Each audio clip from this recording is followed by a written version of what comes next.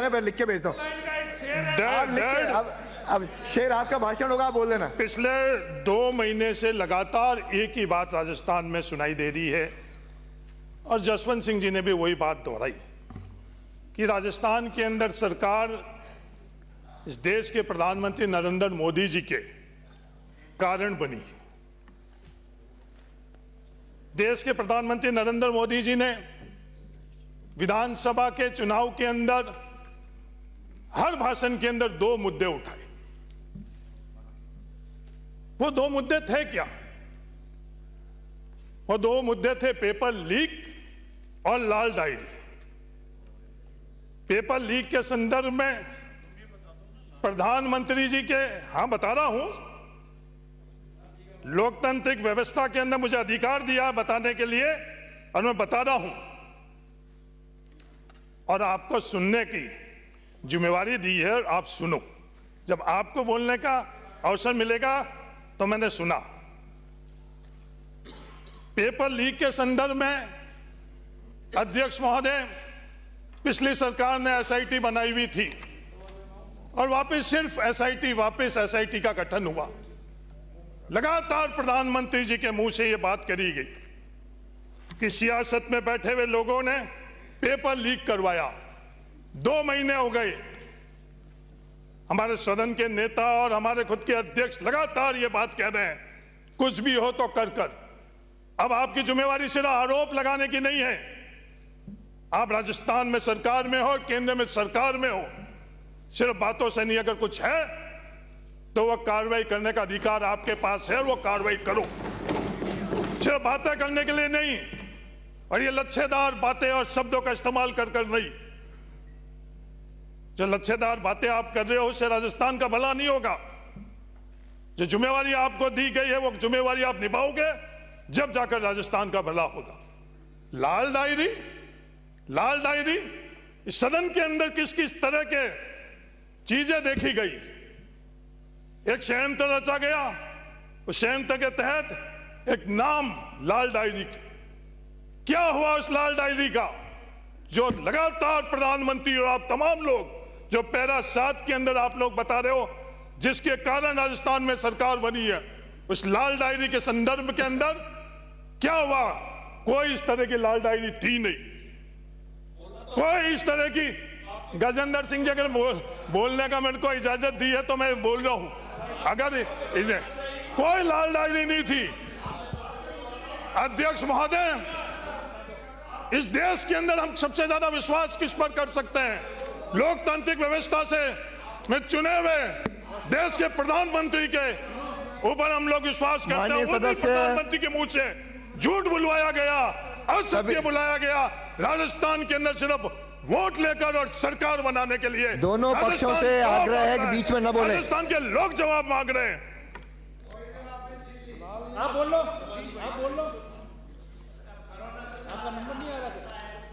प्रधानमंत्री जी का तो जो सोच था वो 10 साल से राजस्थान नहीं पूरा देश देख रहा है। अध्यक्ष महोदय, कल हमको राजस्थान की सरकार क्या संदेश दे रही है? राजस्थान की सरकार संदेश दे रही है निवेशक ही हमारा एकमात्र वीआईपी है। आज निवेश कौन कर सकता है? इस निवेश की ताकत किसके पास है? अडानी और अंबानी के पास। वोट लेते वक्त तो युवा वीआईपी, वोट लेते वक्त किसान वीआईपी, और सरकार में बैठने के बाद वीआईपी निवेशक। ये राजस्थान के अंदर होने नहीं देंगे। राजस्थान ने एक मजबूत और सशक्त विपक्ष दिया है। राजस्थान के अंदर ये सपने आपके कि राजस्थान को उन निवेशकों के, अडानी और अंबानी पर गिरवी रख दोगे, ये नामुमकिन है। ये सोच और कल्पना और ये संदेश धरातल के ऊपर नहीं उतरने देंगे, क्योंकि ये जिम्मेवारी राजस्थान में हम लोगों का विपक्ष के तौर के ऊपर सौंपी। अध्यक्ष महोदय, एक शब्द भी, हाँ एक मिनट, 1 घंटा बोल सकते हो। मेरा अवस्था का प्रश्न है, माननीय सदस्य से रिक्वेस्ट है, नम्र निवेदन है कि माननीय सदस्य बोल रहे हैं और बीच में बेल से अंदर जाते हैं, दोनों के बीच में कृपया नहीं आएगा। मेरा पीछे से जाइए, इधर आइए, इधर आओ, पीछे से जाओ। Sir sorry. अध्यक्ष हमेशा कोई भी सदस्य बीच में वेल में नहीं आएगा। राज्यपाल के अभिभाषण के अंदर एक एक शब्द भी सामाजिक न्याय पर नहीं बोला गया। ये इनका अधिकार है, जिसको जहां बैठाना हो। जोगाराम जी, आपका सौभाग्य है 50% की आबादी से ज्यादा की आबादी का इस फ्रंट बेंच के ऊपर एक लौटे प्रतिनिधित्व जोगाराम जी पटेल के तौर पर ही हम लोगों को मिल रहा है। पर सामाजिक न्याय के बारे में एक शब्द भी इस अभिभाषण के अंदर, कोई आने वाले समय के अंदर रोड में आज मंत्रिमंडल की सामूहिक जिम्मेवारी बनती है। आपके मंत्री राजवर्धन सिंह जी क्या बोलते हैं? एक मंत्री नहीं बोलता, जब मंत्री बोलते हैं तो वो सरकार बोलती है। वो क्या बोल रहे हैं कि 2018 के जो आरक्षण के अंदर परिपत्र जो जारी हुआ था वो वापस जारी करेंगे। 2018 के अंदर हम लोगों के साथ न्याय की जगह अन्याय किया आप लोगों ने। 50% की आबादी से ज्यादा को जो हम लोगों का आरक्षण 21% आरक्षण कोई भीख नहीं दी थी, संविधान ने हम लोगों को दिया। उसके सामने 1% भी नहीं, कई भर्तियों में 0% हम लोगों को नौकरी मिली है। और आप वापस बात कर रहे हो। सभापति महोदय, मैं इनसे निवेदन करना चाहता हूं, राजस्थान के अंदर ऐसे हालात नहीं बनाओ।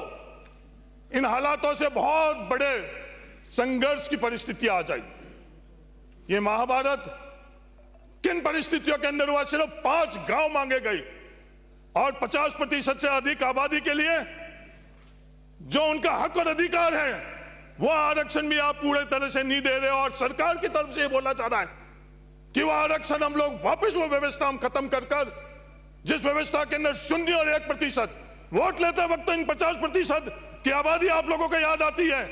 और सरकार में बैठने के बाद ये जो आपकी सोच और विचारधारा है, ये राजस्थान के अंदर हमारी सरकार के अंदर रहते हुए भी हम लोगों ने उस समय संघर्ष कर ये नहीं होने दिया।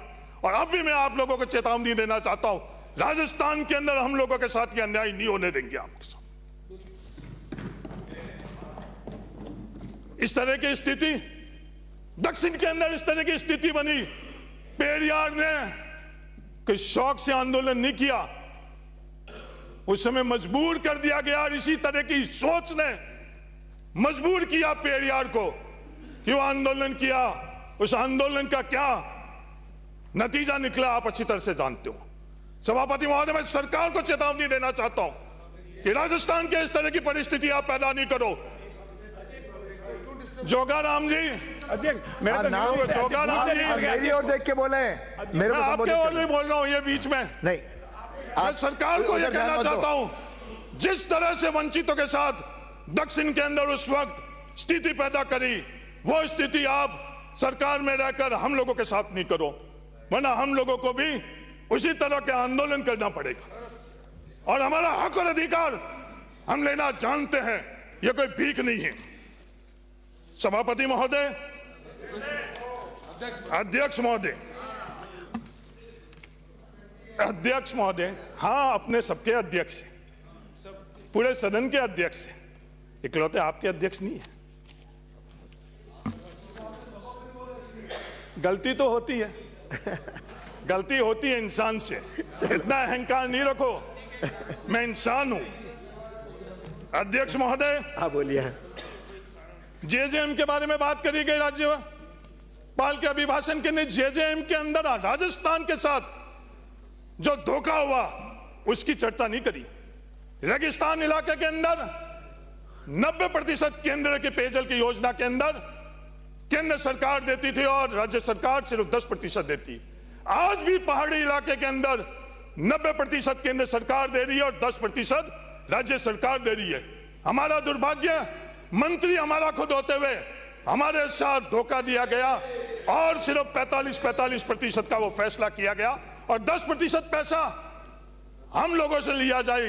रेगिस्तान में रहने वाले लोगों को लिए वो पैसा कितना होता है, वो दर्द और तकलीफ राजस्थान की सरकार ने समझी और ये फैसला किया कि वो 5% पैसा भी राजस्थान की सरकार।